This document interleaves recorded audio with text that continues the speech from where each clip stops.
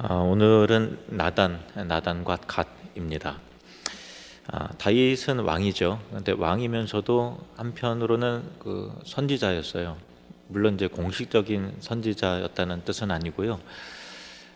선지자적인 그 예언의 그 메시지를 그의 시편을 통해서 메시아적 예언의 메시지를 하나님으로 직접 받고 또 찬송하고 기도하고 또 글로 하나님 말씀을 기록한 그런 특별한 왕이었습니다. 그래서 사도행전에 보면은 베드로가 설교하면서 다윗은 선지자라 이렇게 언급하는 내용을 보게 되죠. 그럼에도 불구하고 다윗과 하나님 사이에는 또 다른 선지자들이 있었습니다. 그가 이스라엘 앞에 두각을 나타나기 전까지는 사무엘 선지자가 그의 조언자가 되었고 하나님의 뜻을 알려주었고요. 그리고 다윗이 왕이 될 것을 예고하고 기름을 부었고 또 피난 중에 있던 다윗에게 필요한 조언을 해주기도 했습니다. 그리고 다윗이 왕이 된 뒤에는 이 선지자 나단과 또 갓이 늘 옆에서 하나님의 말씀을 대언하고 또 다윗을 깨닫게 하고 또 옳은 길로 인도하는 그 역할을 나단 선지자와 갓 선지자가 담당을 했는데요. 오늘 나단과 갓입니다.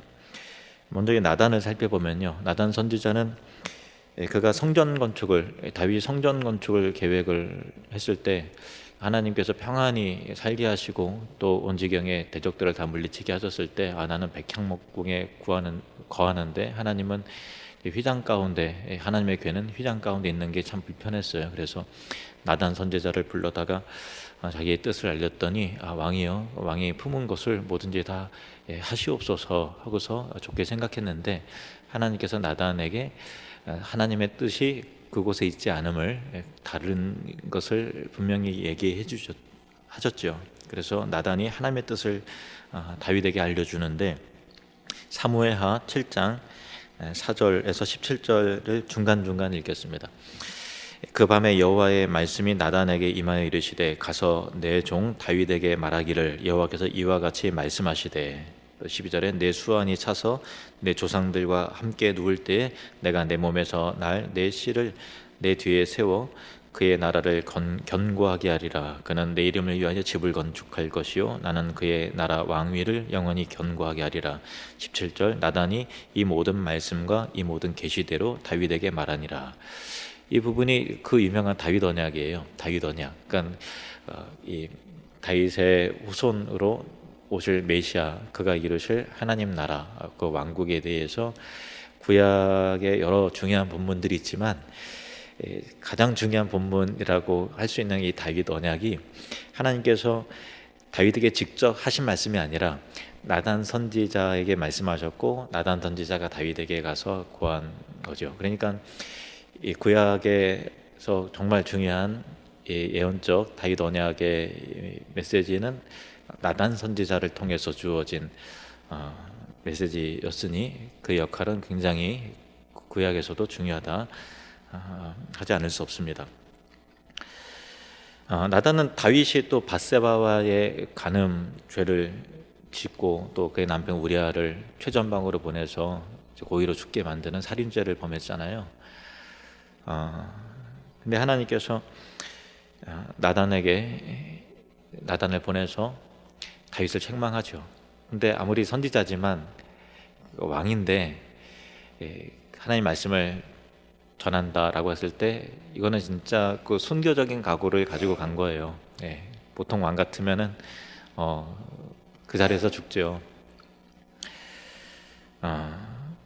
그래서 용감하게 그의 범죄 사실을 고발했고 깨닫고 회개할 수 있는 그 길을 보인 사람이 바로 나단이었습니다. 사무엘하 12장 7절 8절 말씀, 나단이 다윗에게 이르되 당신이 그 사람이라.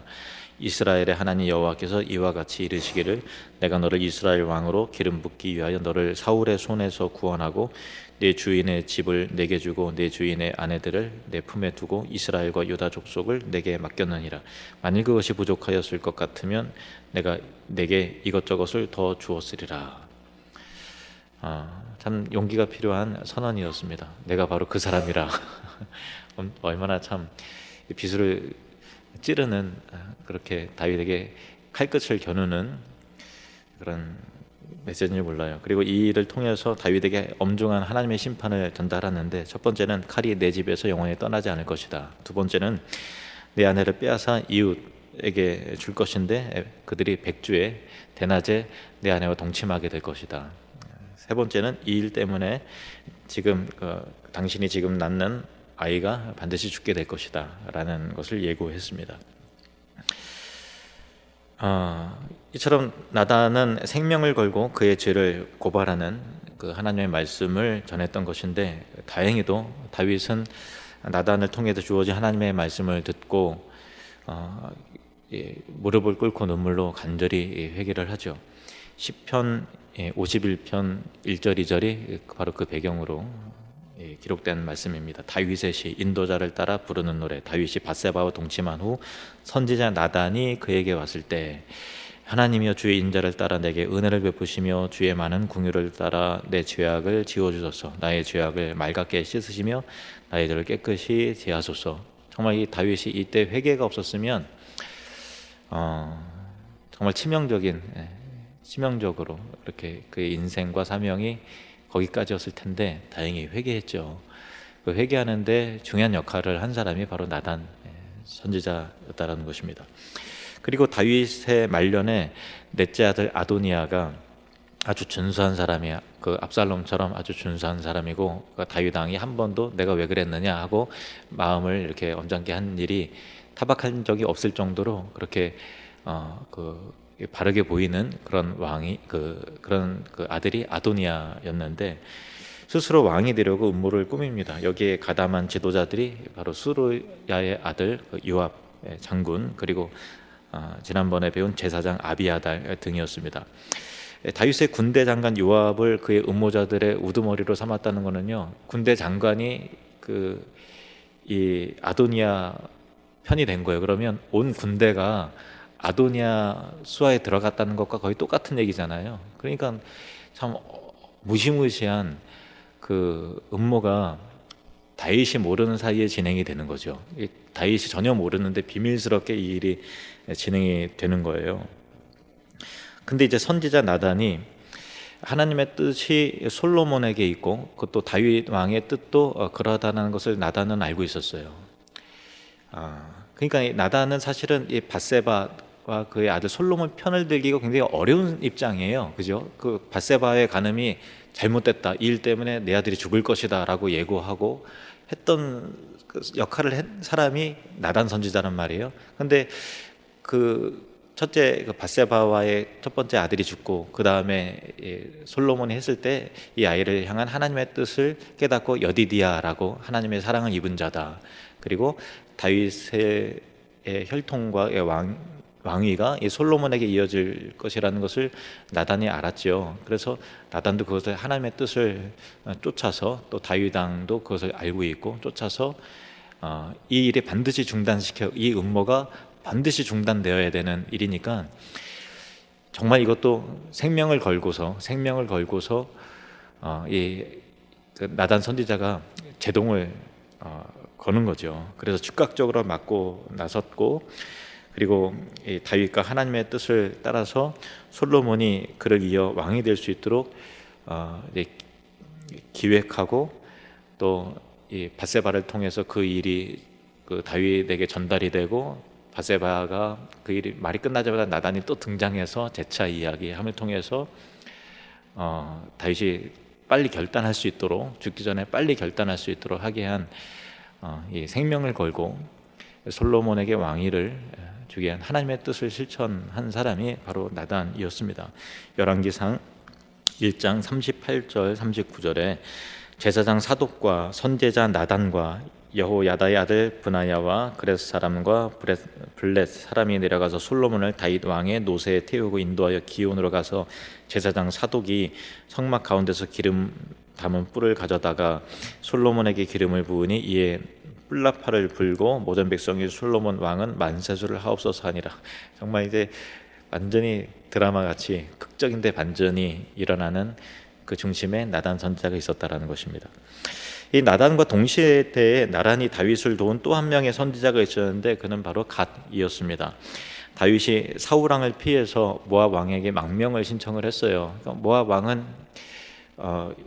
정말 그 대단한 그 이스라엘의 대단한 인물이 자기 망명을 신청하니까 흔쾌히 그 망명하도록 그렇게 받아들였는데, 다윗은 그 모압 산지에 있는 요새라고 하는 곳에 거처를 정했습니다. 다윗이 거처를 정한 요새는 사방에서 그를 추적하는 적을 감지할 수 있는 전력적 위치에 있었으니까 다윗은 거기보다도 안전한 곳은 없었던 거예요. 그런데 선지자 갓이 나타나서 다윗에게 모압으로서의 망명이 하나님 뜻이 아니고 유다로 들어가라라는 그 광야 시절에 잘못된 선택을 하지 않도록 조언하고 지도해 준 사람이 바로 선지자 갓이었던 것입니다. 사무엘상 22장 5절에 선지자 갓이 다윗에게 이르되 너는 이 요새에 있지 말고 떠나 유다 땅으로 들어가라. 다윗이 떠나 헬의 수풀에 이르니라. 그래서 다윗은 갓의 말을 듣고 유다 땅 헬의 수풀로 갔던 것이죠. 또 선지자 갓은 다윗이 이제 말년에 이제 인구 조사를 하는데 그 인구 조사 뭐 할 수도 있지 않을까라는 생각을 하지만은 그 배우와 동기가 자신의 어떤 그 군사적인 조직을 수를 해안을 통해서 과시하려는 그런 그 교만한 마음이 있었던 거예요. 그래서 인구조사라고 하는 어떤 행정적인 부분을 하나님이 싫어하신 게 아니라 다윗의 속마음을 하나님께서 싫어하셨던 거죠. 근데 어쨌든 그 다윗이 강행했어요. 그래서 이 일에 대해서 행한 일에도 하나님이 심판이 있을 것이라는 것을 이 다윗을 찾아가서 예고한 사람이 바로 선지자 갓입니다. 그는 다윗에게 세 가지 재앙 중 하나를 선택하도록 했는데 7년 기근을 선택하든가 아니면 3개월 동안에 적에게 도망갈 것을 선택하든가 아니면 이스라엘 땅에 사흘 동안에 내릴 역병을 택하라고 했는데 다윗은 이 중에서 세 번째 재앙을 택했죠. 그리고 이 역병 때문에 나라 전역에 이스라엘 백성들이 죽은 사람이 7만 명이나 됐어요. 어마어마한 인구가 죽은 거죠. 이 일이 하나님의 뜻을 따라서 수습하는 그 과정 가운데서 다윗에게 아라우나 그 여부스 사람 아라우나의 타작마당으로 가서 그 타작마당을 사서 거기서 하나님께 번제를 드리십시오라고 하나님의 뜻을 전하는 사람이 바로 선지자 갓이었습니다. 사무엘하 24장 18절 19절 이날에 갓이 다윗에게 이르러 그에게 아뢰되 올라가서 여부스 사람 아라우나의 타작마당에서 여호와를 위하여 제단을 쌓으소서 하매 다윗이 여호와께서 명령하신 바 갓의 말대로 올라가니라. 그래서 다윗이 갓이 전하는 대로 여부스 사람 아라우나의 타작마당을 은 50세겔을 주고 샀고 그곳에서 제단을 쌓고 번제와 화목제를 여호와께 드림을 통해서 하나님 그 제사를 받으시고 이 역병이 재앙이 멈추게 되었습니다.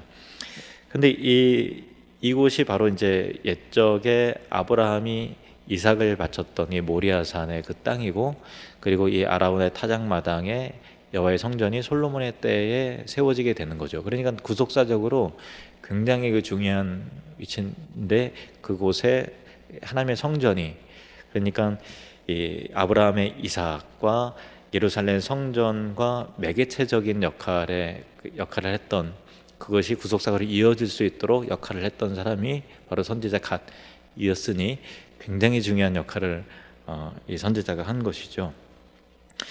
다윗이 하나님과 이스라엘 백성들 앞에서 행한 여러 중요한 일들 가운데 가장 중요한 것 중에 하나가 예배 확립이었어요. 예배를 그 레위인과 또 그 제사장들이 예배가 조직적으로 또 체계적으로 또 어떤 그 제의적인 그런 것을 뛰어넘는 찬양이 있는 역동적인 예배가 되고 기쁨과 은혜가 있는 예배가 될 수 있도록 그를 제도화하고 찬양대를 세우고 한 역할을 한 사람이 바로 다윗이거든요. 그러니까 다윗이 정말 이 왕으로서도 다 통치했지만 하나님 앞에서 온 이스라엘 백성들이 예배자가 될 수 있도록 하게 한 중요한 역할을 한 거거든요. 그런데 이것이 다윗의 혼자만의 아이디어가 아니었다라는 거예요. 성경 뭐라고 증거하는가 하면은 역대하 29장 25절에 왕이 레위 사람들을 여호와의 전에 두어서 다윗과 왕의 선견자 갓과 선지자 나단이 명령한 대로 재금과 비파와 수금을 잡게 하니 이는 여호와께서 그의 선지자들로 이렇게 명령하셨습니다. 그러니까 하나님께서 갓과 나단 선지자를 통해서 다윗에게 전달하셨고 다윗이 그의 말씀에 따라서 이 예배 개편을 한 거죠. 정비하고 제도화하고 해서 체계적인 은혜로운 예배가 될 수 있도록 그렇게 한 그 배경 가운데 다윗 혼자만의 힘으로 그렇게 한 것이 아니라 나단 선지자와 갓 선지자가 그 역할을 같이 했다라는 것을 알게 되는 거죠. 이처럼 다윗이 광야 생활 속에서 안전한 방향으로 인도함을 받았던 것도 선지자가 있었고, 또 다윗이 심각한 죄를 저질렀을 때 그가 눈물로 철저하게 회개하여 돌이킬 수 있도록 하게 한 것도 선지자를 통해서 하나님께서 하신 일이고, 또 다윗의 후손 메시아와 또 그의 아들 솔로몬과 궁극적으로 메시아 그의 왕국을 예언한 다윗 언약도 선지자 나단 선지자를 통해서 주어진 말씀이었고, 또 솔로몬이 왕이 될 수 있도록 하게 한 것도, 그리고 인구조사를 통한 회개, 그리고 그 회개가 아라우나의 타작마당에서 결국은 이 전화위복이 되어서 하나님의 그 구속사적인 틀이 완성이 될 수 있도록 성전을 세울 수 있는 그 중요한 터의 기초를 제시한 것도 바로 갓 선지자를 통해서 이루어진 일이었고, 예배를 조직하고 찬양이 있는 기쁨의 예배를 드리도록 한 것도 선지자들이 옆에 있었기 때문에 그런 것이었거든요. 그러니까 이 모든 것들이 선지자 나단과 갓의 역할이 아니었다면 결국 이루어지지 않았을 그런 일이었다라는 것이죠. 그러니까 다윗 스스로도 하나님과의 긴밀한 관계를 통해서 하나님의 음성을 직접 듣고, 그죠? 그 시편의 절반 이상을 기록을 할 정도로 하나님의 말씀을, 하나님의 계시를 직접 받는 사람이고, 계시의 말씀을 기록하는 사람이고, 하나님의 음성을 듣는 사람이니까 얼마나 탁월한 하나님의 영적인 사람이에요. 그럼에도 불구하고 그의 옆에 하나님의 말씀과 뜻을 전달하는 선지자가 그에게도 필요했다면, 더더욱 우리에게도 마찬가지죠. 우리에게도 말씀을 전해주는 사람이 있어야 되고, 말씀을 깨닫게 하고 해석해주는 사람이 있어야 되고, 또 가야 할 길을 안내해주는 안내자가 있어야 되고, 방향을 잘못 정했을 때 그것이 하나님의 뜻이 아니다라고 고해주는 사람이 있어야 되고, 회개의 말씀을 증거해주는 사람이 있어야 된다라는 거죠. 저에게도 영적인 멘토들이 있습니다. 또 목회적인 조언자가 있죠. 이 땅의 모든 성도들도 영적인 조언자가 필요합니다. 에베소서 4장 11절 12절 말씀 같이 읽겠습니다. 시작. 그가 어떤 사람은 사도로, 어떤 사람은 선지자로, 어떤 사람은 복음 전하는 자로, 어떤 사람은 목사와 교사로 삼으셨으니 이는 성도를 온전하게 하여 봉사의 일을 하게 하며 그리스도의 몸을 세우려 하심이라. 아멘. 이 교회가 물론 이 직분 가운데 오늘날 있는 직분도 있고 있지 않는 직분도 있어요. 근데 하나님께서 이 직분들을 허락해 주신 이유는 성도가 온전해지기 위해서 이 직분을 허락하셨다는 거예요. 이 말인즉슨 이 직분자가 없으면 성도들이 온전해질 수 없다는 거예요. 누군가 하나님의 말씀을 깨닫게 하고 지시하고 전해 주는 사람이 있어야, 말씀을 맡은 직분자들이 목사와 같은 사람들이 있어야 한다라는 것이죠. 다윗도 어린 목동 시절에 사무엘 선지자와의 그 만남 때부터, 또 광야의 시절, 그리고 왕이 된 과정과 그 이후에 그가 타락했을 때 깨닫게 하고, 그로 하여금 또 용기를 낼 수 있도록 하게 하고, 또 그가 바른 판단을 해서 솔로몬이 왕에 오를 수 있도록 하게 한 구속사의 모든 그 과정 가운데 중요한 시점마다 그 옆에 선지자들이 있었고, 다윗은 그 선지자 나단과 갓을 옆에 두고 이들이 전한 하나님의 말씀을 하나님의 말씀으로 수용했다라는 거죠. 이 다윗이 굉장히 훌륭한 거죠. 왜냐하면 다윗은 직접 하나님의 말씀을 음성을 듣는 사람이잖아요. 그럼에도 불구하고 다윗은 선지자들의 그 말을 통해서 전달되는 말씀을 하나님의 말씀으로 잘 새겨 듣고, 심지어는 자기의 치부를 드러내는 일도 겸허히 인정하고 무릎 꿇고 눈물로 회개했을 정도로, 그죠? 내가 왕인데 뭘 못해 하는 그 교만한 마음이 아니라 정말 하나님의 말씀을 통해서 겸손하게 그것을 인정하고 과오를 인정하고 회개했던 그 다윗의 모습은 우리가 꼭 배워야 하는 이 태도인 것이죠. 이것은 모든 하나님의 백성들이 강단에서 전달되는 말씀을 대할 때 꼭 있어야 할 바른 자세입니다. 데살로니가 전서 2장 13절 말씀 같이 읽겠습니다. 이러므로 우리가 하나님께 끊임없이 감사함은 너희가 우리에게 들은 바 하나님의 말씀을 받을 때에 사람의 말로 받지 아니하고 하나님의 말씀으로 받음이니 진실로 그러하도다. 이 말씀이 또한 너희 믿는 자 가운데서 역사하느니라. 아멘. 그 신학교를 선지동산이라고 이렇게 또 다른 이름으로 묘사를 하고 부르잖아요. 이제 기도 제목을 나누기 전에 좀 관련된 이야기를 좀 말씀을 좀 드릴게요.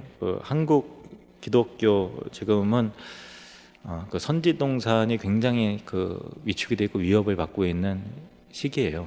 그러니까 과거 한 20년, 30년 전만 해도 신학생들이 사실 너무 많았던 시절도 사실 있었거든요.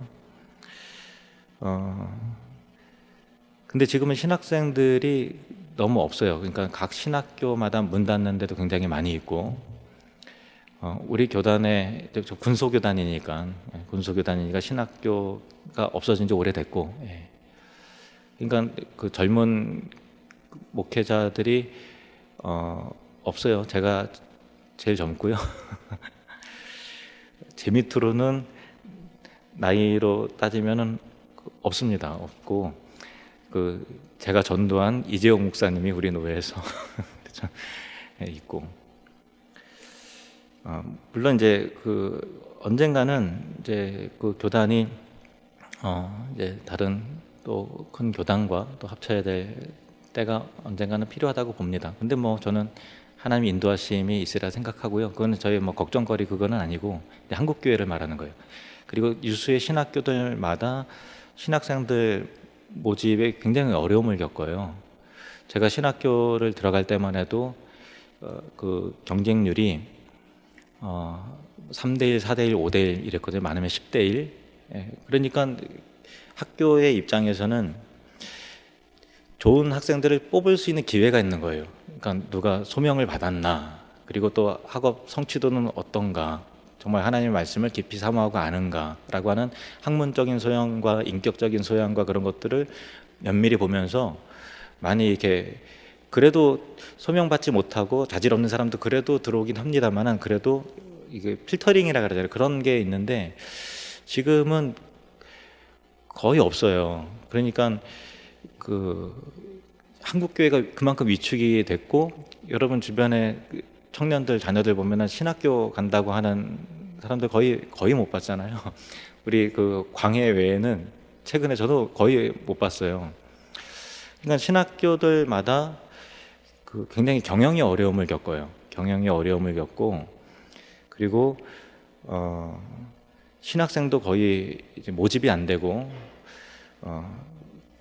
그러다 보니까 양질의 신학생들이 뽑혀질 만한 확률이 그만큼 좀 줄어들고, 그리고 신학생들이 굉장히 좀 줄어들다 보니까 오늘날에는 지방에는 사역자들을, 전도사를 거의 못 뽑아요.